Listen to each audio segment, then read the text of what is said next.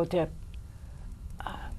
this is Mother's Day is upon us again, and of course I want to mention my mother, but before I do, I want to bring something to your attention. On my Facebook, I made an announcement that I was going to play the show we did with Sister Esmeralda Simmons, because it has to do with the senses. And I want to remind you that it's necessary. I mean, if you're in a situation, you have to do what you can to control your situation. You might not have all of the control you want, but I think being involved with that census is important. It does bring money to the community. Then you have to get out there and see that you get what you need of it. And then I wanted to speak about my mother because I was thinking about her earlier and planning what to say, and tears came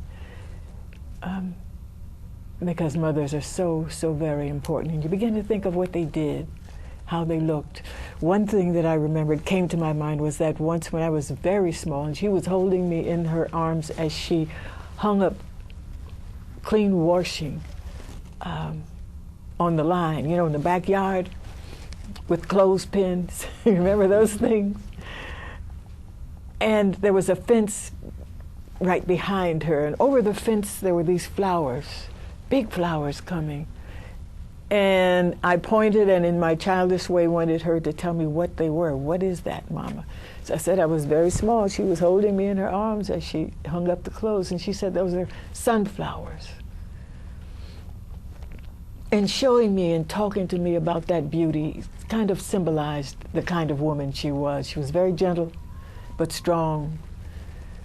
And when there was something that wasn't beautiful around us, that wasn't pleasant, she always taught us how to go deeper and look at it in a different way. In particular, my father, who had come up from Alabama and who had been brutalized down there, and brought that brutality sometimes into our family, and she would say, yes, but. And then she'd tell us about how he had grown up. And so that she taught me years ago to go deep, not to look at surface, to look at the beauty that is there with the horror sometimes. And I thank her for that because it has benefited me throughout my life, and I thank my mother. I wish I had a picture of her here, but Ada Mae was a great lady.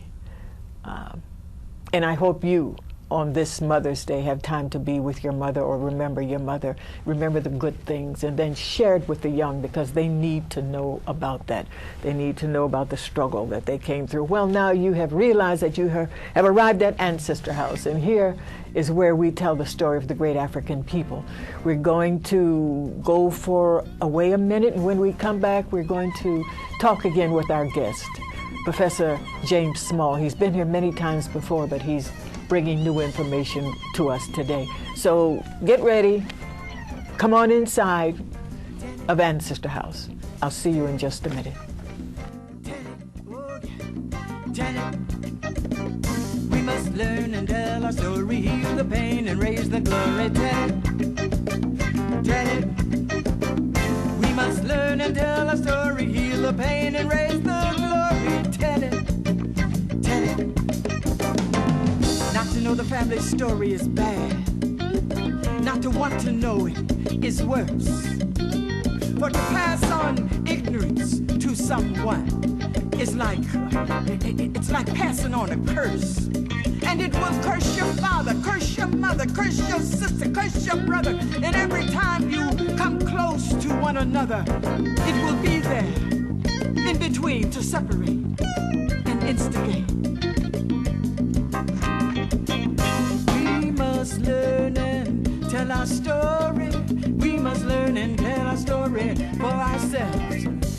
No one else can learn and tell it for us. We must learn and tell our story for ourselves. Oh, don't hold back. Yes, if you leave your story to be told by others, something happens to it, you know what I mean? Frequently it doesn't come out the way it should be. It doesn't come out true.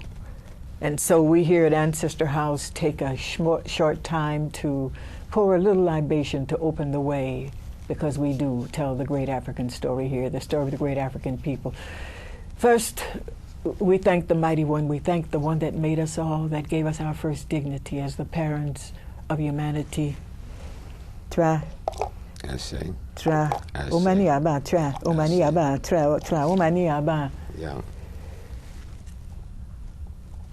There is energy all around us. Ancestors are all around us. This is Ancestor House, and so we are never alone. You are out there and never alone either, because you have ancestors with you.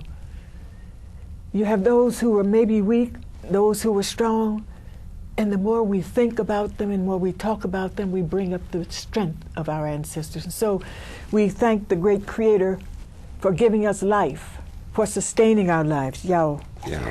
for showing us beauty, Yeah. for giving us the ability to love, Yeah. Yao, for giving us the ability to think Yeah. and to feel. Look, we are visionary people, so we see past the pain, past the problems. We see victory. Thank you, Creator. Yeah. Yao, Yao, Yeah. thank you. And then the Creator gave us ancestors, those bad people, those strong people, those who loved us more than they loved themselves. And we thank those ancestors for everything that they have done for us. We thank them for their tenacity, for their love. And we must acknowledge that there are those who do not want us to be who we really are, and who work endlessly, plotting and planning against our doing so. And we say, let their plotting and planning go on back to them and not come to us. Let it go back to them and not come to us. And everything we say here today is going to add to our power, add to our wisdom, add to our vision, so that what happens as a result of this conversation will raise us up and take us closer to the fullness of what we are. Today we're going to thank Professor James Small. Thank you, my brother, for coming here. Thank you, sister. You have lots of titles. What are some of your other titles, too? Brother Small. Okay, Brother Small. Listen, I'm going to get right to it. There's been quite a commotion created by one of our brothers who has decided to focus on the enslavement of our people and kind of switch it around and say that we were responsible for our own enslavement, that the bulk of the slavery, or the Europeans could not have enslaved us had it not been for our African ancestors at that time, and that we should now go to the African people and tell them that they owe us reparations instead of talking to the white folk here. Well, may I make, before I get to the illness that possessed our brother, Professor Skip the Truth Gates. Yeah. Let me make a comment. You were talking about your mother, and tomorrow's Mother's Day, and we'd like to wish all of our sisters and our mothers and our aunties and our daughters happy Mother's Day. But I wanted to say to you, you are your mother. Every bit of her cell, every bit of her DNA was given to you. That's right. She created herself in you. You are her eternity. And so we refer back to them only to remember what we did when we were them. We are the ancestors, remembering That's ourselves. Right. And now we'll go to our cousin. Our cousin, yes. Professor Skip Gates. Professor Gates have done many beautiful things in terms of exposing history, and he's done many terrible things towards his own people. So I'd like to just read something from the Sun Times, the African Sun Times, a quote of Dr. Gates. Dr. Gates, and this is a quote. He said, furthermore, Gates said that as a man who is half white, who was married to a white woman for more than 2 decades, and whose children are part white, I don't walk around calling white people racist. Nobody knows me as some lunatic black nationalist who walking around beating up on white people. This is just not my profile. He said that in the Boston Globe on July 22nd, 2009.